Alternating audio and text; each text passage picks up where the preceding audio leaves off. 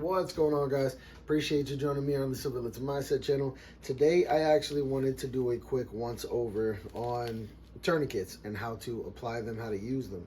So most people don't really set theirs up right away. They kind of just have it and they do nothing with it, and then the moment of application, which is usually in duress or in some kind of pressured situation, they end up then trying to open it up and use it instead of having it already prepared and prepped. So I wanted to show you guys how I prepare my tourniquets.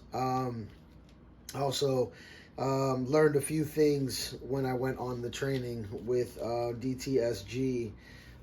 So they definitely helped me out even more so than what I had known. But for those of you guys who don't know, normally it doesn't look this way. It does not come like this. It's normally wrapped almost all the way around, and then there's no flap created by me, stuff like that. So what I do is I use this as a worst case scenario, right? Usually worst case scenario means probably one-armed. So you want to open yours up all the way, right? So I had it already kind of strapped, but it will have one-sided looped. The other side will have it go through. And I set it up where it's usually somewhere around here. And then you see there's like a point where I can grab it, and then I close the rest of the side up. It'll move back and forth as you want it to, but what this does, right, is so that if I had to, one leg, I can wrap it around, I can get it all the way as high as I possibly can on my leg. So you'll notice the heart or the red or whatever you want is pointed towards, going towards your heart. All right, so this way you can grab that and pull as tight as possible, and then you can start your process of cutting off the blood flow. Now I'm just going to demonstrate it up here on my arm, because it's a lot easier to demonstrate that than showing you on my leg, because more than likely I'd be laying down or sitting down, right? But up here I can actually do that for you. So you don't want it up here, all right, because you're going to do absolutely nothing, but you want it right here. Now you want to kind of crimp it between your armpit, and you want to hold and pull that latch, all right, and then you kind of keep moving it towards yourself. You want the windlass on the outside, all right? So you want to pull and almost get it to the point where it's actually super tight, and you need to wrap around, all right? And you're trying to keep it where you have a whole lot of Velcro being utilized, all right? So then if you need to open this up now and go wrapping around as much as you can, so that this way you have a whole lot that has now wrapped around your arm, so that this way there's really no space. I can't really get my finger in there, right? So I finally can get some meat in there, right?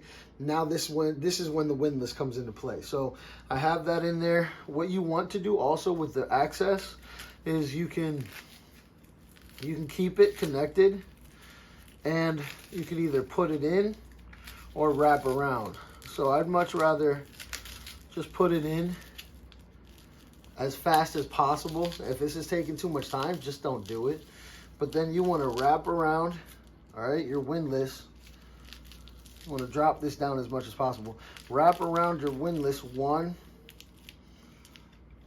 and maybe if you can, this is a new tourniquet, practice tourniquet, all right, and two. I probably can't do three. Nope, I can't do three. It's suffocate. It's stopping the blood flow, which is perfect. That's what you want. So now, take a look at this hand, and take a look at this hand. It's already, here, I'll press here, See the white? Now look at this. Very white. Very white. That means the blood flow is stopped. I could probably turn one more time, but I really don't want to do that right now because I'm just demonstrating, right? But if that happened to you, you might want to try to turn it as much as possible to then stop all the blood flow going to your arm or going out of your arm because of the fact that you are now in a position that, well, you probably might die if you don't do this. Get it done as fast as possible. So again, set it up for success. And then of course, when the windlass is this way, then you wrap it over and then you write the time if you can. If you can't, that's really not that serious. But you do want to wrap this over because when you wrap it over, it's making sure that this doesn't come out. That's all it's doing, right? So let's do it again. Set it up for success. All right, so you're getting this stuff out of your way. It's more than likely going to be wrapped like this. So the moment you open it up, as fast as possible, again, you want this on the inside to where your heart is. All right, you want that lever that you kind of created wrap around as tight as possible. You want Velcro to Velcro. All right, as tight as possible. Rip up a little. All right, keep it to that point. Open this up, wrap your windlass piece right here, just so that this way it goes in. All right, so this way you see it. Now, this should be somewhere right there. All right, 1, 2, and that's pretty much all I'm getting. So I'm gonna stop right there at 2 and make sure that my windlass goes under. All right, so there might be some trouble, you know what I mean? And you might have to do that. So you're gonna have to push that around and maybe even connect it. If it's not connecting, if you still feel that there's blood flow going down here, you need to tighten that windlass one more time. All right. And again, I'm just going to do it one time because I just took it out. But then pop it over. Done and done. Okay.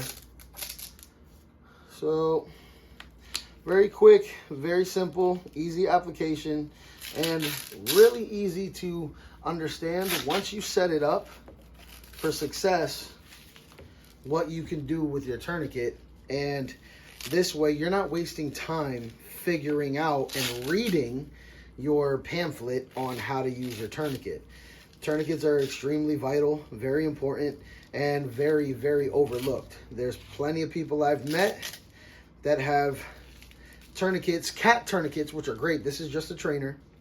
But cat tourniquets, which are extremely great, very vital, and they yet don't know how to use them, which is going to do you no good. So please make sure to buy one of these trainers from whatever company it is. Make sure you know the color that it is. So I buy trainers in blue. So you buy separate, you know, you have your cats, then you have trainers. You train with these, you use these, and then after that, you know, God forbid if you had to use it, you know how to open it up out of your bag, open it all the way up. You have your lever open. Boom, pop it on. Or say it's another person, you're putting it on the person. This is inside their thigh, inside their thigh, inside their arm, going towards their heart, so that this way you pull or go around them and you pull and you wrap it around. So then God forbid if they had to do something, maybe take it off for whatever reason, or put it on themselves and tighten it even more, is why I would think to do so for them, is maybe you tightened it down pretty good and they know that they can get it even tighter. So be it, good for them.